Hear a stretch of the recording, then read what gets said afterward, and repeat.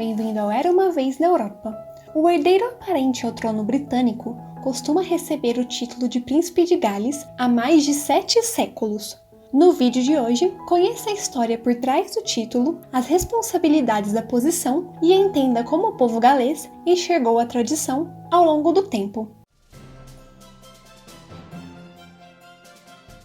Até a Baixa Idade Média, o país de Gales era um território independente, composto por uma série de principados e reinos menores, cada um com tradições e lideranças próprias. O reino mais poderoso era o de Gwynedd, no norte, comandado pela casa de Aberfraw.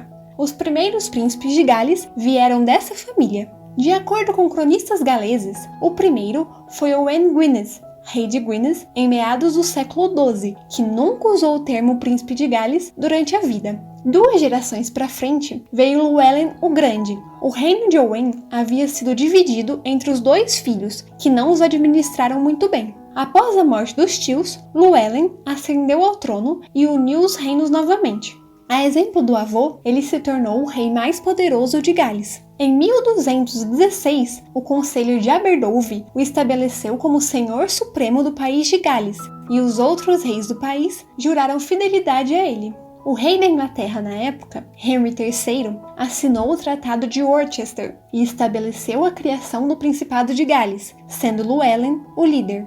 Funcionava da seguinte forma: o Principado de Gales teoricamente incluía todas as terras galesas, mas os outros governantes galeses não foram obrigados a abrir mão de terras ou autonomia, apenas a jurar fidelidade a Llywelyn, que por sua vez jurava fidelidade a Henry. Apesar de ser o primeiro governante do Principado, Llywelyn não era chamado de Príncipe de Gales. Segundo os registros ingleses, o tratado estabelecia que os herdeiros dele possuiriam o título, não ele. O primeiro príncipe de Gales oficial foi David, que sucedeu o pai em 1240. Ele faleceu sem filhos e o sobrinho dele, Llywelyn, conhecido como Llywelyn o Último, assumiu a coroa em 1246. Llywelyn tinha um bom relacionamento com Henry III, mas tudo desmoronou quando Edward I entrou em cena. Depois de uma série de desacordos políticos, o príncipe se recusou a jurar fidelidade a Edward. O rei inglês considerou um ato de desrespeito e declarou guerra em 1277. Assim, começou a conquista do país de Gales. Ainda em 1277, a maior parte do país se rendeu e Llywelyn ficou somente com a parte ocidental de Gwynedd. O príncipe concordou com um tratado de paz em que a Inglaterra manteria todas as terras conquistadas, enquanto ele manteria o título de Príncipe de Gales. Nada tinha terminado. Em 1282, Llywelyn e o irmão dele, David, iniciaram uma revolta e diversos senhores galeses, descontentes com o regime inglês, juntaram-se a eles. Demorou cerca de 1 ano até que a Inglaterra tomasse o país definitivamente. Llywelyn foi encurralado e morto, e alguns meses mais tarde, David sofreu o mesmo destino. Após a conquista, Edward I encomendou a construção de uma fortaleza imponente, símbolo de força e poder, o Castelo de Carnarvon. O filho dele, Edward de Carnarvon, nasceu lá. Em 1301, Edward I nomeou o filho de 16 anos, o primeiro príncipe de Gales, herdeiro ao trono inglês, e realizou uma investidura no castelo. Assim, começou a tradição dos futuros reis ingleses serem nomeados príncipe de Gales. O príncipe Edward virou Edward II e era pai de Edward III, o responsável por criar outra tradição, a Ordem da Jarreteira. Você pode assistir ao vídeo sobre a ordem clicando no card ou no link na descrição. E por favor, não se esqueça de se inscrever no canal. Edward II não concedeu o título galês ao filho Edward III, mas ao neto Edward, que era conhecido como Príncipe Negro devido à armadura que usava, fabricada com ferro preto. Ele foi criado príncipe de Gales aos 12 anos, em 1343, e desde então o título foi mantido pelo filho mais velho sobrevivente da maioria dos reis e rainhas da Inglaterra.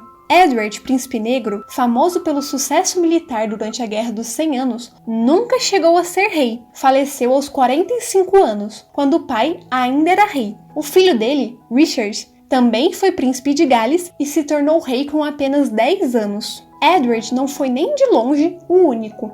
vários príncipes de Gales morreram antes de assumirem a coroa. Arthur Tudor é um exemplo notável. Ele faleceu aos 15 anos. O pai dele, Henry VII, passou o título para o novo herdeiro, Henry, futuro Henry VIII. George II perdeu o filho Frederick, e o filho de Frederick, futuro George III, foi nomeado príncipe de Gales pelo avô. Ser rei não significa ter sido príncipe de Gales um dia. Muitos reis chegaram ao poder em meio a guerras e disputas, entre eles Henry IV, Edward IV e Henry VII. Outros foram irmãos mais novos de um rei, como Richard III e George VI, ou até mesmo primos de monarcas sem herdeiros próximos, como James I, primo de Elizabeth I, e George I, primo da rainha Anne. Dar ao herdeiro ao trono inglês o título mais alto que o país de Gales tem a oferecer sempre foi controverso. Era praticamente um ato de soberania da Inglaterra, a prova de dominância. O nacionalismo galês se transformou em desejo de independência por grande parte da população. As revoltas e batalhas são incontáveis, a maior delas liderada por Owen Glendower, que reivindicava o título e a soberania. O resultado não foi o esperado. A unificação oficial aconteceu no reinado de Henry VIII. Os atos de união de 1535 ou 36 e 1542 ou 43 anexaram Gales à Inglaterra, estabelecendo um sistema legal e administrativo unificado, o que resultou na inclusão das leis galesas ao sistema jurídico inglês e na incorporação de Gales como parte do Reino Unido. Ao longo do tempo, a falta de interesse que incontáveis membros da realeza inglesa mostraram pelo território passou a ser o maior problema. Enquanto os príncipes de Gales medievais e renascentistas geralmente residiam no país, pelo menos por um tempo, e eram vistos com orgulho, 8 príncipes de Gales, entre os séculos 17 e 18, nunca pisaram na região. Os seguintes raramente visitavam. Pode parecer pouco para a Inglaterra, mas o título é mais que simbólico para uma nação tão pequena e esquecida. O único membro do Reino Unido que não está na bandeira é Gales. O atual rei, Charles III, foi príncipe de Gales por 64 anos, e a primeira moeda dele como rei apresenta 4 escudos, 2 para a Inglaterra, 1 para a Escócia e Irlanda do Norte. Nada para o país onde o legado de Charles foi construído. Sim, é uma grande representação ter um herdeiro, porém, o povo galês acredita que quando o príncipe vira rei, tudo é esquecido. Mais e mais pessoas afirmam serem galesas, não britânicas, porque se veem tratadas como inferiores à Inglaterra, Escócia e Irlanda do Norte. O território deles foi conquistado, o oposto da Escócia, em que o rei da Escócia, James VI, herdou a coroa da Inglaterra após a morte da prima, Elizabeth I, e se tornou o rei dos dois países, sendo conhecido como James I. A rainha Elizabeth II nomeou Charles príncipe de Gales em 1958, quando ele tinha 9 anos. Na época, a ideia foi recebida com entusiasmo pelo povo galês. 11 anos depois, o sentimento mudou. O Palácio de Buckingham, junto com o então governo trabalhista, decidiu que o príncipe precisava se familiarizar com o país de Gales. Charles frequentou a Universidade de Aberystwyth e aprendeu galês. Quando chegou, foi recebido com protestos, mas acabou conquistando os críticos com bastante esforço, e a investidura de 1969 foi seguida por uma viagem de 1 semana pela região. Desde então, comprou uma casa no país e passou um tempo considerável lá. Até hoje, quando visita Gales, o rei fala em galês e demonstra carinho. O novo príncipe de Gales, William, morou na ilha de Anglesey nos primeiros anos de casamento, enquanto era piloto de busca e resgate da Royal Air Force. O futuro príncipe de Gales, George, viveu em Gales com os pais durante os primeiros meses de vida. Diferente do pai, William não teve uma investidura formal, porque não é necessário. Embora a cerimônia em Carnarvon possa parecer imersa em história e tradição, em 1969 pensava-se que uma demonstração de pompa real acabaria com os rumores de nacionalismo galês. Nunca foi uma tradição real. Foi realizada em vários lugares diferentes, na maioria das vezes pequenas celebrações religiosas na Inglaterra ou até mesmo no parlamento. A insígnia original, usada na investidura de um príncipe de Gales, consistia em uma cornet, um anel, um cetro e um manto. Na era Tudor, uma espada e um cinto foram adicionados.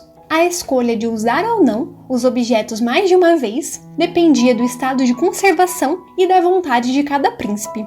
As penas do príncipe de Gales são um emblema heráldico associado ao título. Consiste em 3 penas brancas subindo por uma coroa de ouro e as palavras "Eu sirvo". As origens remontam a 2 príncipes que nunca foram reis. Edward, príncipe negro, foi o primeiro a usar o símbolo, descrito como escudo para a paz, possivelmente o escudo que ele usava para justas.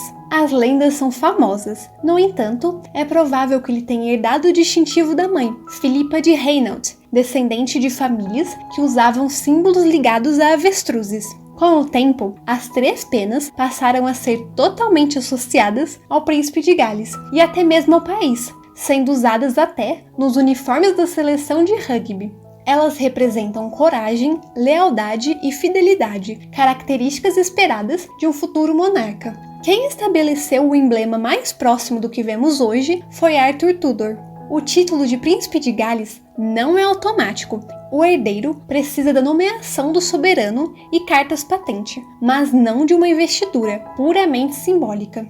No geral, os galeses acreditam que a função do príncipe de Gales é valorizar, promover e preservar a herança cultural do país, a língua galesa, eventos culturais e questões sociais, enquanto atua como um elo entre a realeza e a população local. Teoricamente, Gales seria o principal foco do príncipe e as outras nações do Reino Unido seriam o foco de outros membros da realeza. As pesquisas de opinião mudam de ano para ano ou mês para mês. Em junho de 2022, uma pesquisa da ITV e YouGov mostrou que 46% dos adultos do país de Gales queriam que o título continuasse e 31% disseram que deveria ser abolido. Em setembro de 2022, a pesquisa mostrou 66% de apoio ao príncipe William receber o título e 22% de oposição. William parece ter um futuro muito promissor, já conta com o apoio crescente dos galeses e só precisa continuar trabalhando para que os bons índices sejam mantidos.